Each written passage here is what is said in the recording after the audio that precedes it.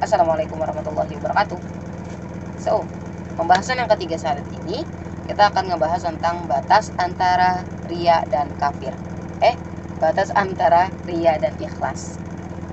Gak pantas untuk dibandingkan gitu ya. Oke, batas antara riya dan ikhlas. Jadi sahabat Rasulullah itu pernah duel sama orang kafir, yaitu duel pedang ya, sat set gitu kan. Nah, lama akhirnya pedang mereka itu gesekan, inilah gesekan.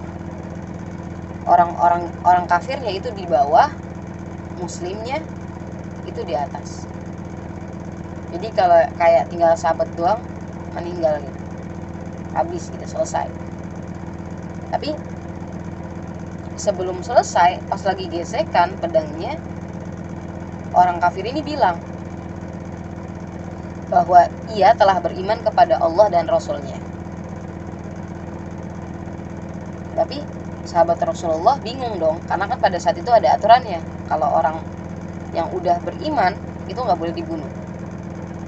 Orang-orang yang udah beriman sama Allah itu nggak boleh dibunuh, karena kan nanti timbul kontroversi gitu ya, bahwa mereka membunuh sesama muslim dan semacamnya. Nah,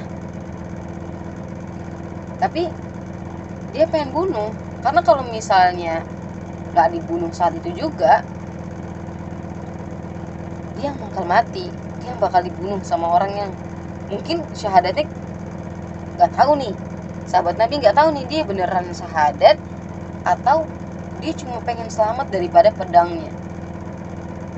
Akhirnya sahabat Nabi, sahabat Rasulullah itu lebih milih untuk bunuh, karena ya pasti kalau misalnya dia nggak bunuh saat itu juga, dia yang bakal dibunuh.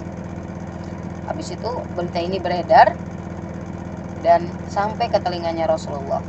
Maka Rasulullah datengin sahabat ini dan tanya, kenapa kamu bunuh si fulan ini setelah dia menyatakan bahwa ia telah beriman kepada Allah dan Rasulullah.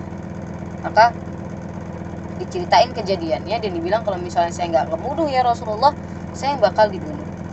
Sampai 3 kali Rasulullah bilang apa? Rasulullah bilang, kamu udah belah dadanya belum? 3 kali. Kamu udah belah dadanya belum? Kamu udah belah dadanya belum? Yang dijawab, belum. Jadi nggak ada satupun dari kita yang mampu mengklaim seseorang itu riya atau ikhlas, itu benar atau bercanda. Nggak ada yang bisa ngeklaim itu kecuali Allah, karena yang punya hati itu Allah. Nggak ada yang bisa ngeklaim antara riya dan ikhlas. Misal kita ngelihat aktris ini itu mamer tas mahalnya, terus kita bilang ih riya banget, ih pamer banget, sombong banget, itu nggak boleh. Kenapa? Karena nggak ada yang tahu isi hatinya yang sebenarnya. Dan kalau misalnya kita belah dadanya dulu, baru boleh ya.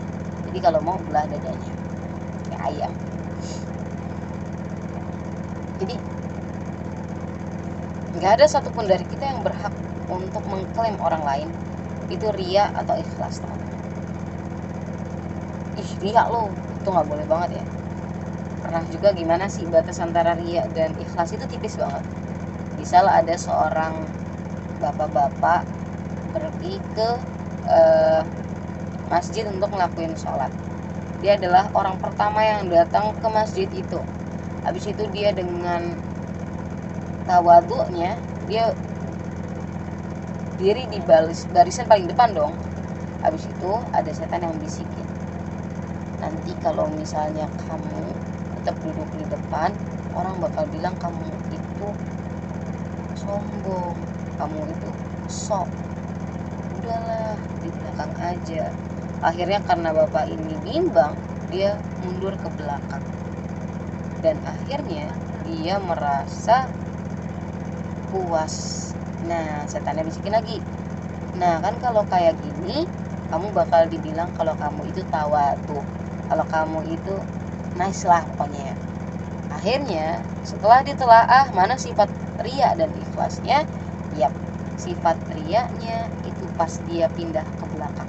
Karena yang pertama ketika ada di depan atau di barisan saf yang depan, dia benar-benar karena emang itu dia di situ karena emang tepat waktu, udah selesai, nggak ada alasan lain. Tapi karena di belakang dia bersifat ria karena pengen dilihat orang lain sebagai orang yang tawadhu.